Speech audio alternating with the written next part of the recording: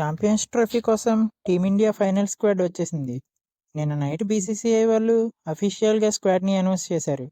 ఇండియాకి biggest setback ఏంటంటే Jasprit Bumrah champions trophy నుంచి రూల్డ్ అవుట్ అయ్యాడు. ముందుగానే చెప్పారు జస్ప్రీత్ బుమ్రా ఇంజురీని కన్సిడర్ చేసి అనౌన్స్ చేస్తామని. బట్ బుమ్రా ఇంకా ఫిట్ కాలేదంటారు. ప్రొవిజనల్ స్క్వాడ్లో అనౌన్స్ చేసిన బుమ్రా ప్లేస్లో హర్షిత్ రాణాని పిక్ చేశారు. ఇంకా స్క్వాడ్లో సెకండ్ చేంజ్ ఏంటంటే జైస్వాల్ని పక్కన పెట్టి అతని ప్లేస్లో వరుణ్ చక్రవర్తిని పిక్ చేశారు. ఇదైతే అన్వాంటెడ్ చేంజ్లా కనిపించింది. ఆల్రెడీ స్క్వాడ్లో నలుగురు స్పిన్నర్స్ ఉన్నారు. జడేజా, అక్షర్, కుల్దీప్, సుందర్ ఉండగా వరుణ్ చక్రవర్తిని కూడా పిక్ చేశారు.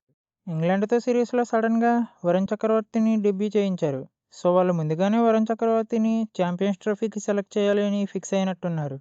దానితో పాటు వరుణ్ చక్రవర్తి రీసెంట్గా జరిగిన విజయ్ హజారీ ట్రోఫీలో కూడా బాగా రాణించాడు. అండ్ ఇంగ్లాండ్తో T20 సిరీస్లో కూడా మంచి ఫామ్లో ఉన్నాడు. సో బ్యాకప్ ఓపెనర్ ప్లేస్లో ఒక ఎక్స్ట్రా స్పిన్నర్ని పిక్ చేశారు. ఇంకా మిగతా టీం అంతా కూడా ముందుగా ప్రొవిజనల్ స్క్వాడ్లో ఉన్నట్టే సేమ్గానే ఉంది.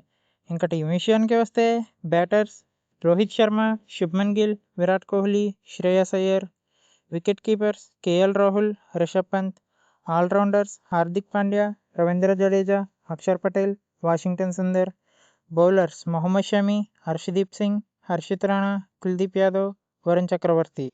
ఇంకా నాన్ ట్రావెలింగ్ రిజర్వ్స్గా మొహమ్మద్ సిరాజ్, యశస్వి జైస్వాల్ అండ్ శివం దుబేని సెలెక్ట్ చేశారు.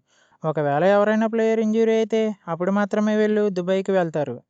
టీం అయితే మంచి బ్యాలెన్స్డ్గా ఉంది. ఈ స్క్వాడ్ని మన వాళ్ళు పర్ఫెక్ట్గా యూజ్ చేసుకుంటే తప్పకుండా ఛాంపియన్స్ ట్రోఫీని గెలిచే ఛాన్స్ ఉంటుంది.